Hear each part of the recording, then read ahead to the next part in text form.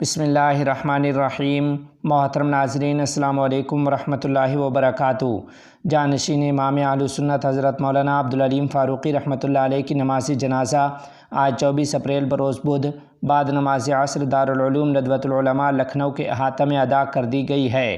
نماز جنازہ کی امامت دارالعلوم دیوبند کے محتمم حضرت مفتی ابوالقاسم نعمانی دامت برکاتہم العالیہ کی ہدایت پر مولانا عبدالعلیم فاروقی علیہ الرحمہ کے بیٹے حضرت مولانا عبدالباری فاروقی نے کی ہے۔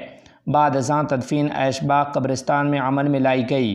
تدفین میں دارالعلوم دیوبند کے محتمم حضرت مفتی ابوالقاسم نعمانی، مولانا سید بلال حسنی ندوی اور مولانا سید سلمان منصور پوری سمیت جید علماء شریک رہے ہیں۔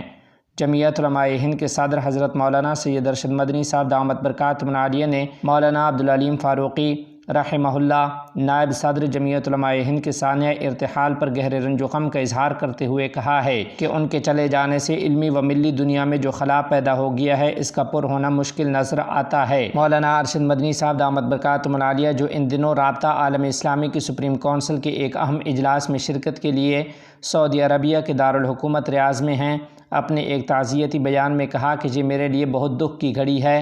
مولانا کی رحلت سے دل کو شدید دھچکا لگا ہے۔ ان کے چلے جانے سے علمی اور ملی دنیا میں جو خلا پیدا ہو گیا ہے اس کا پر ہونا مشکل نظر آتا ہے۔ وہ اپنی سادگی، منکسر المزاجی، ملنساری اور انسانیت نوازی کی وجہ سے ہر طبقے کے لوگوں میں مقبول تھے۔ وہ امام اہل سنت مولانا عبدالشکور فاروقی رحمہ اللہ کے پوتے اور مناظر اسلام مولانا عبدالسلام فاروقی رحمۃ اللہ علیہ کی جانشین اور ان کی روایتوں کے امین اور پاسبان کی حیثیت سے معروف تھے۔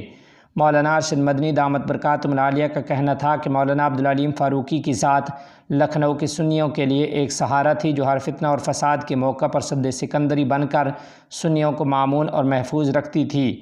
مولانا کا بدل مشکل ہے، اللہ تعالیٰ ان کا نعم البدل عطا فرمائے۔ مولانا مدنی نے آگے کہا کہ ان کی زندگی کا مشن حضرات صحابہ اکرام رضوان اللہ علیہ مجمعین کے فضائل اور مناقب کا تذکرہ تھا اور تقریباً نصف صدی سے فرقہ باطلہ کے لیے ایک شمشیر برہنہ اور ناموس صحابہ رضوان اللہ علیہ مجمعین کے علم بردار تھے۔ اس سلسلہ میں ان میں کوئی لچک نہیں تھی۔ افسوس احقاق حق و ابطال باطل کی یہ مضبوط آواز آج خاموش ہو گئی۔ انہوں نے یہ بھی کہا کہ مولانا مرحوم ایک بہترین منتظم اور ملک و ملت کے مسائل سے آگاہ ایک ایسی شخصیت تھے جو ان مسائل کا حل تلاش کرنے کے لیے ہمہ وقت سرگرداں رہا کرتے تھے۔ مولانا ارشد مدنی نے کہا کہ میں نے 2008 عیسوی میں مولانا مرحوم کو ناظم عمومی نامزد کیا تھا۔ وہ تقریباً 12 سال تک ناظم عمومی کے عہدہ پر فائز رہے۔ اس کے بعد مولانا کو جمعیت علماء ہند کا نائب صدر منتخب کیا گیا جس پر وہ تا حیات فائز رہے ہیں۔ مولانا مرحوم دارالعلوم دیوبند کی مجلس عاملہ اور مجلس شورا کے رکن بھی تھے۔ مولانا ارشد مدنی نے کہا کہ میں مولانا کے پسماندگان اعزاء و اقرباء کے غم میں شریک ہوں اور صبر جمیل کی دعا کرتا ہوں۔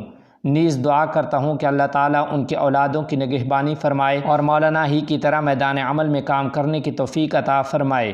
آخر میں مولانا مدنی نے کہا کہ اللہ تعالیٰ ان کو اپنے جوار رحمت میں جگہ عنایت فرمائے اور ساتھ ہی انہوں نے مولانا مرحوم کے پسماندگان اعزاء و اقرباء اور متعلقین سے اظہار ہمدردی کرتے ہوئے تعزیت کی اور تمام جماعتی رفقاء ارباب مدارس سے ان کی مغفرت کے لیے، ایصال ثواب اور ترقی درجات کے لیے دعا کی اپیل کی ہے۔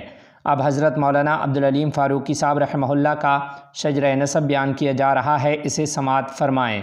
عبدالعلیم فاروقی بن عبدالسلام فاروقی بن عبدالشکور فاروقی بن ناظر علی بن فضل علی بن قادر علی بن رحمت علی بن مظہر علی بن حبیب علی بن محمد شاکر بن عصمت اللہ بن عبدالقادر بن مخدوم سلطان بن مختوم الاداد بن مخدوم لاد بن شیخ فرید بن عبدالقادر محدث بن قطب الدین محدث بن خضر محدث بن سلطان حسین بن سلطان مبارک بن سلطان عثمان بن امیر محی الدین بن امیر غیاث الدین بن ابو بکر بن حسین بن شیخ فرید الدین بن عبدالکریم بن الشیخ عبدالعزیز بن شیخ عبداللطیف بن شیخ عبدالجلیل بن حضرت عبید اللہ بن حضرت عبداللہ بن امیر المؤمنین فاروق اعظم حضرت سیدنا عمر بن خطاب بن نفیل بن عبدالعزیٰ بن ریاح بن عبداللہ بن قرط بن زراح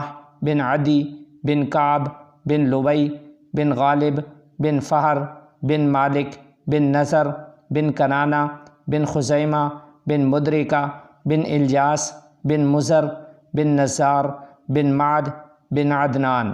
یاد رہے کہ حضرت عبداللہ ابن عباس رضی اللہ تعالی عنہما سے مروی ہے کہ نبی کریم علیہ السلام جب اپنا نسب شریف بیان فرماتے تھے تو عدنان سے تجاوز نہ فرماتے، عدنان پہ رک جاتے اور یہ فرماتے کہ کذب النسابون، یعنی عدنان سے آگے نسب بیان کرنے والوں نے غلط کہا ہے۔